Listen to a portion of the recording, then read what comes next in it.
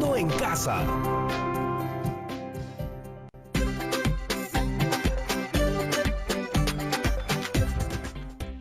Hola chicas y chicos, bienvenidos otra vez. Espero que sigan tomando sus precauciones para prevenir el COVID-19. Les habla la sombra de Yanira y esto es Aprendo en Casa, una iniciativa del Ministerio de Educación. Esta actividad está dirigida a estudiantes de segundo de secundaria, pero toda la familia en casa puede participar. Hoy continuaremos sacando a la luz todas nuestras dotes creadoras y artísticas. Durante la actividad pasada de comunicación, aprendimos a expresarnos a través del teatro de sombras. Por eso, el día de hoy lo usaremos para dramatizar los valores que nos identifican como peruanas y peruanos. Realizar una puesta en escena no es sencillo. Hay muchos procesos previos a la presentación. En la clase pasada aprendimos, por ejemplo, que es muy importante adaptar y organizar nuestras ideas en función a un propósito. También aprendimos que nuestro mensaje debe estar adaptado tomando en cuenta nuestro destinatario, sus características y contexto sociocultural. Además, entendimos por qué es importante realizar un libreto para contar una historia. También conocimos los elementos que no deben faltar en él y cómo los diálogos van a permitir que nuestra historia sea contada de la mejor forma. Finalmente, vimos lo importante que es en el teatro de sombras el rol del narrador omnisciente, pues él será quien nos contará la historia a través de los diálogos de los personajes. Hoy seguiremos preparando nuestra puesta en escena. Nos toca profundizar en torno a los recursos no verbales y paraverbales que debemos usar al momento de expresarnos. ¿Para qué? Para mejorar nuestras habilidades de expresión oral y corporal y por lo tanto para comunicarnos mejor en nuestro día a día. Entonces, ¿cómo hacemos para llevar a cabo nuestra puesta en escena sobre los valores que tenemos las peruanas y los peruanos? Es hora de que ustedes y yo nos aventuremos a darle respuesta a esta pregunta. Por eso he llamado a un profesor quien ya nos espera en pantalla. Hola, profesor. Hola Yanira, hola chicas y chicos, gracias por la invitación. ¿Estamos todos listos? Sí, profesor, pero quizás sea una buena idea hacer un repaso de todas las ideas importantes de la actividad anterior. ¿Le parece bien? Claro. Entonces, profesor, ¿qué es un guión teatral o libreto? El libreto o guión teatral es un escrito que contiene la planificación de la historia que representarán los personajes de la obra. La historia que cuenta el guión teatral consta de una estructura interna. ¿Sabes cuál es? Inicio, nudo y desenlace. Exacto, Yanira, pero además de estructura, el guión también es el soporte y guía para que todos los involucrados en la dramatización tengan claro todos los aspectos de la obra y cuáles son sus responsabilidades. O sea, la directora, actores, escenógrafos, iluminadores, vestuaristas, sonidistas. Bien, finalmente, no olvidemos que el guión también les permite a los actores que construyan su personaje, saber cómo van a aparecer y qué representa cada uno. Por eso, se presentan a modo de diálogo. Entonces, el diálogo es una parte muy importante del guión, porque contiene lo que se expresará verbalmente por los personajes y es lo que ensayarán muchas veces antes de la presentación. Y acabas de mencionar otro componente crucial, porque sin personajes no hay historia. En el guión se deben colocar siempre sus nombres. Estos se colocan en mayúscula y permiten identificar cada vez que participan del guión. Siento que estamos dejando algo de lado. De hecho sí, hay algunos elementos más que debemos recordar. Uno son las acotaciones o instrucciones que guiarán al lector en su presentación. Claro, las acotaciones dan detalles de la escena, de la escenografía, de cómo se va a presentar en el escenario o sus acciones. Otro elemento importante son los actos, que permiten distinguir un cambio importante dentro de la historia. Por ello, cuando vayas a un teatro o si ya pudiste hacerlo, cada vez que iniciamos un acto, se abre el telón. En cada uno se puede colocar un nombre que permitirá identificar de qué tratará este acto. ¿Se te ocurre algo que podamos estar pasando por alto? Ya sé que falta. No podemos quedarnos sin escenografía. Si no, no sabremos dónde se desarrolla la historia. ¿Y la música? Que debe ser acorde a la escenografía. Es decir, si me encuentro en el campo, lo usual es utilizar música que ayude a recrear el campo, como sonidos de aves, ríos, etc. Y así con todos los espacios que queramos crear. Ahora sí, ya hemos recordado todos los elementos importantes. Genial, profesor. Entonces, ¿ya es hora? Tengo mi libreto listo. ¿Qué toca hacer ahora, Yanira? Es hora de representarlo. Puedo encargarme de las voces, pero necesito un narrador. ¿Podrías darme una mano con eso? Por supuesto. Empecemos. Marco es un joven de 15 años. Le gusta ir al mercado a hacer sus compras. Cuando termina, empieza a caminar detenidamente por los puestos. Observa todo, como si fuera la primera vez que visita un mercado. Se queda sorprendido mientras observa la rapidez con que los vendedores atienden, la forma peculiar de llamar a los clientes, las personas cargando sus bultos. Todo sucede con mucha rapidez y Marco está sorprendido de que todo eso siempre le pareció normal y cotidiano. Caserito, caserito, venga, venga, aquí tiene frutita fresca, lleve, caserito. Marco observa con detenimiento a todas las personas, escucha lo que dicen y se sorprende cada vez más. Todos parecen tan diferentes, pero al mismo tiempo muy similares. Oye, Marco, ¿qué pasa? Hoy estás distraído. Oye, por si acaso avisa en tu casa que estoy haciendo reparto a domicilio. ¿Y eso por qué, don Mario? Hay que esforzarse para salir adelante, Marquito, ya que hay mucha gente que no puede venir a comprar. Por eso se me ocurrió llevarle sus pedidos. No se preocupe, señor Mario, yo avise en mi casa.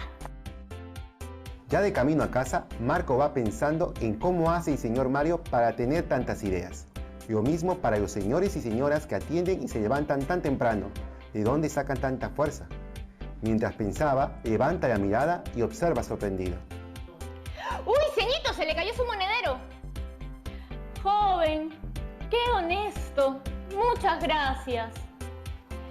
De nada, tenga cuidado nomás, que le pueden robar. ¡Ah! Ni lo digas, hijito. Ay, Dios me libre. Ahorita ya termino mis compras. Marco llega a casa, deja las compras del día y se sienta a reflexionar sobre lo que ha pasado. Los peruanos y peruanas somos como don Mario, creativos y transformamos las necesidades en oportunidades. En muchos casos somos fuertes y emprendedores, lo que no quita que hayan muchos problemas por resolver que no debemos olvidar, como la discriminación de cualquier tipo. También somos honestos y ayudamos a los demás. Aunque es verdad que hay gente que no es tan honrada y que hay que estar siempre vigilantes a luchar contra la corrupción. Pero, además de todo eso, los peruanos y peruanas somos bien chéveres. Marco, hijo, no olvides hacer tu tarea sobre identidad nacional. No te preocupes, papá. Ya sé muy bien qué es eso tan bonito que nos hace peruanas y peruanos. Y ¿sabes qué? Me siento muy orgulloso de serlo. Y así fue como Marco, en un paseo muy especial, descubrió lo maravilloso de ser peruanos y peruanas. Y listo. Esperamos que les haya gustado ver nuestra obra desde casa. Muy bien, Yanira. De seguro las chicas y chicos en casa ya tienen todo listo para hacer su propio teatro de sombras. Seguro que sí. A mí me ayudó muchísimo tener un propósito claro. Eso es muy importante. Nuestras historias siempre son diseñadas con un propósito. Debemos tener claro qué es lo que queremos comunicar. Así como lo has comprobado, es más sencillo organizar nuestras ideas en función a ese propósito, que en este caso fue reconocer los valores que nos representan como peruanos y peruanas. Luego de tener claro ese propósito, pensé mucho en que esta obra tendría que ser vista por todos y todas ustedes. Al tener claro qué es lo que comunicaremos, ya podemos pensar a quiénes irá dirigido nuestro teatro de sombras. Eso es algo muy importante, ya que debemos tomar en cuenta el contexto sociocultural y edad del público. En este caso, nuestro público fue muy amplio, porque iba dirigido para las familias de todo el país. Así es, hay que darnos cuenta que no nos expresamos de la misma forma en diferentes contextos. Exacto, Yanira. Siempre depende del interlocutor y el lugar donde estamos. No hablamos igual cuando estamos en el estadio, en un salón de clases o en un museo. Tampoco cuando nos encontramos con el director, con un amigo, con un policía o con un niño. Así es.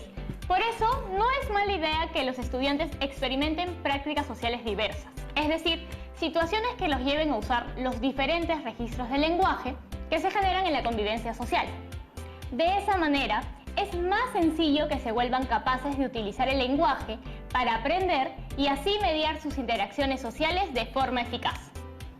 Profesor, ¿qué hay sobre el orden de los hechos que narramos? Revisemos el guión que trabajaste. Lo primero que tenemos es el inicio. Ahora te toca revisar tu guión o libreto e identificar si tiene un inicio. ¿Lo puedes identificar? Listo. ¿Qué viene después? Tenemos el nudo de la historia. ¿Qué tal el nudo de tu historia? ¿También lo puedes identificar?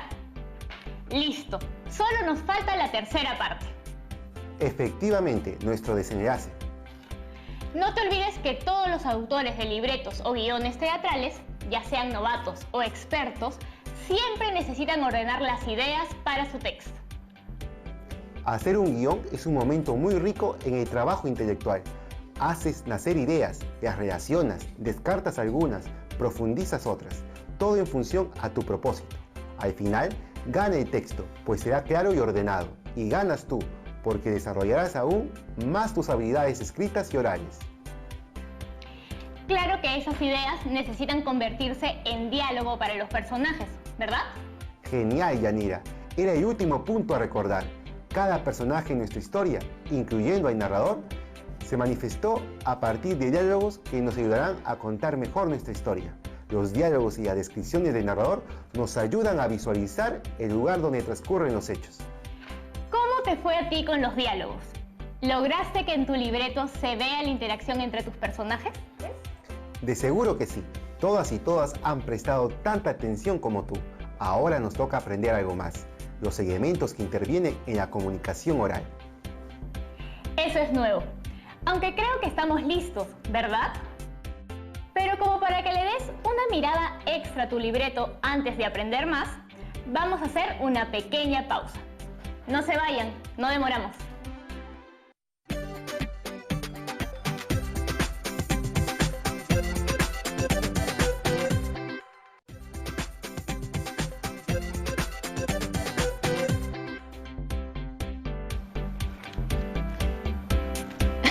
Hola de nuevo. Yo sé que siempre parece que estoy haciendo cosas extrañas, pero mientras esperaba, estaba ensayando la dramatización. ¿Listas y listos para continuar? Ya que tenemos construido nuestro libreto, es hora de conocer un poco más para poder ponerlo en escena. Exacto. En nuestra puesta en escena es crucial tener en cuenta los elementos que intervienen en la comunicación oral. ¿Y cuáles son esos? Vamos a empezar con los elementos lingüísticos. Con ello, estamos haciendo énfasis en el léxico, los sonidos de las expresiones, la construcción de oraciones o los recursos expresivos. ¿Léxico? Cuando hablamos de léxico, nos referimos al vocabulario que utilizan nuestros personajes. ¿Recuerdas algunas expresiones de Marco? Palabras como ceñito, caserita, son parte de un léxico muy coloquial, válido en contextos de cierta cercanía, en casa, con amigos o, en este caso, en el mercado. También se utilizan ciertos sonidos como uy para expresar preocupación o el ahoritita de la señora. Son formas particulares de expresión. Claro, yo uso expresiones diferentes si estoy entre amigos o si estoy con mi familia. ¿Conoces qué son los elementos prosódicos? Uy, eso sí ni idea. Bueno, te cuento. La entonación, por ejemplo, es un elemento prosódico y hace referencia al conjunto de variaciones que se presentan en los tonos con que pronunciamos los sonidos. Estos tonos permiten identificar la actitud del hablante, ya sean tonos de alegría, sorpresa, duda, burla, fastidio y más.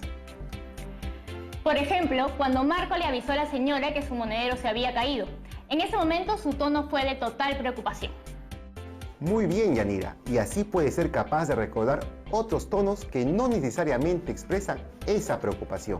Lo que sigue es conocer los elementos paralingüísticos. Uy, cada vez se complican más estas palabras. No es tan difícil como suena. Entre los elementos paralingüísticos están la voz, su intensidad o volumen, la vocalización y el ritmo. Entonces, los elementos paralingüísticos siempre salen de la garganta. Podrías ponerlo así, claro.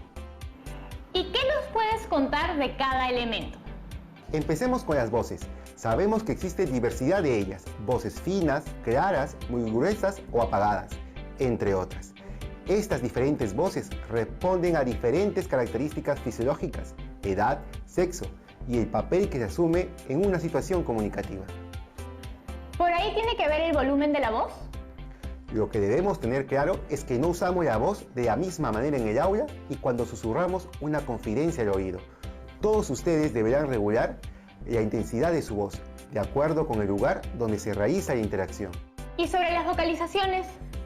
Se trata de los sonidos o ruidos que forman parte del texto, generados en la conversación y que suelen tener una función comunicativa importante. Por ejemplo, las onomatopeyas, los suspiros, los alargamientos de sonidos y las interjecciones. Los detalles son importantes. Solo falta que nos hables del ritmo. El ritmo revela actitudes y estados de ánimo. Ser conscientes de este aspecto será de enorme ayuda para todas y todos en casa. Por ejemplo, exponer con un ritmo acelerado se asocia con el nerviosismo, mientras que con un ritmo lento suele indicar más seguridad o relajación. Uy, a mí las exposiciones en el cole me daban pavor, me ponía súper nervioso. Mira que notando esto podemos prepararnos mejor para este tipo de situaciones. Pasa algo similar ante un público numeroso. Un ritmo muy lento puede aburrirlo, pero uno muy rápido puede propiciar que alguna idea importante se pase por alto. Entonces es cuestión de hallar un equilibrio. Y también reconocer cuándo hacer una pausa y qué tan larga puede ser. Si es demasiado corta, puede dejar de provocar el efecto deseado. Y si es excesiva, puede fragmentar el sentido del enunciado. ¿Se dieron cuenta? ¿Observaron cómo el señor comerciante le formula la pregunta a Marco y después de eso viene una frase de admiración y sorpresa? Creo, Yanira, que tú podrías ser de más ayuda para demostrar un poco de esto. Estoy preparadísima. ¡Tengo hambre! El día está muy caluroso. ¡Se borró mi trabajo! ¿Pudieron reconocer cada emoción con que dije cada frase? Noten que podemos transmitir cosas muy diferentes usando las mismas palabras. Aquí van algunas frases más para que practiquen. ¡Perdí el bus! ¿La tienen? ¿Qué emoción intento transmitirles? ¡Perdí el bus! Exacto. Decidí decir la frase con sorpresa. ¿Pero qué pasa si la digo así? Perdí el bus. Diferente, ¿no? ¿Ya tienen su respuesta? Muy bien. Intenté decirlo con tristeza. Una última frase más. Perdí el bus. Clarísimo, ¿no? Lo dije con alegría. Parece que no tenía muchas ganas de ir a ese bus. ¡Qué buena actriz resultaste ser, Yanira! No, se hace lo que se puede. ¿Lo vieron? Usando una misma frase se puede transmitir emociones y sentimientos muy diferentes. Ese es el poder de la entonación. Recordemos que la entonación que le damos a nuestros mensajes debe responder al propósito y a la intención que queremos comunicar. Clarísimo todo. La voz es una gran herramienta. ¿Qué es lo siguiente ahora? Volvemos con más nombres extraños, así que con calma. Lo siguiente es conocer los elementos cinéticos o kinéticos. Que se refieren al movimiento. Muy bien, Yanira. Los elementos kinésicos remiten al lenguaje del cuerpo, a los movimientos corporales que forman parte de la comunicación no verbal. Aquí hay algo que notar. La interpretación de estos gestos se hace siempre de acuerdo con la cultura. ¿Algún ejemplo que compartir? Pensemos en las miradas, por ejemplo. Tiene un papel importante en la relación entre los hablantes. En algunos contextos, si un estudiante durante una exposición mira al público, ello revela seguridad. En cambio, si no lo mira, será señal de inseguridad. Si te gusta a alguien, también lo mirarías a los ojos, ¿no? Supongo que sí. La manera en que nos saludamos también forma parte del movimiento del cuerpo, ¿verdad? Por supuesto. De hecho, estos elementos kinésicos moldean las diversas formas de saludarse en diferentes culturas y grupos sociales. Si bien la situación actual en la que vivimos ha modificado las formas en las que nos saludamos, estas pueden ser estrecharse las manos, las diferentes intensidades en hacerlo, las palmadas en la espalda o el hombro, los besos en la mejilla, los golpes que se dan los más jóvenes como saludo, inclinarse ante alguien, etc. Son algunos ejemplos de la enorme presencia de estos elementos en nuestras interacciones cotidianas y en todas las culturas.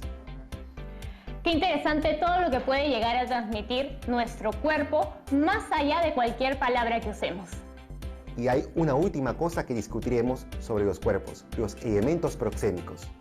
Eso me suena a proximidad. Tu idea no está tan lejos. Los elementos proxémicos se relacionan a cómo se sitúan los participantes en el espacio. Este es un factor que se debe tomar en cuenta al analizar el comportamiento durante la interacción. Pero no olvidemos que todos los elementos entran en juego de manera diferente en cada cultura. Por ejemplo, algunos nos acercamos más que otros cuando saludamos. O imagina que debes hablarle a un niño o niña y te debes arrodillar para estar a su altura y que se pueden escuchar mejor entre ustedes. ¡Uy, ceñito! ¡Se le cayó su monedero!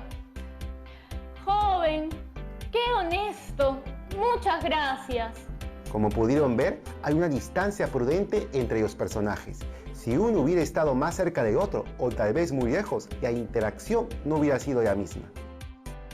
Definitivamente el teatro de sombras es todo un arte. Y ahora nos toca empezar a crear elementos que contarán la historia. Como vimos en la sesión anterior, podemos utilizar nuestras manos, pero también diversos materiales. ¿Qué vamos a necesitar entonces? Para nuestro primer ejemplo, no usaremos más que lo de la sesión anterior. Una fuente de luz que puede ser una vela, una linterna o hasta la luz del sol. Un fondo plano y nuestras manos. Eso será todo. Hora de expresarnos desde donde estén.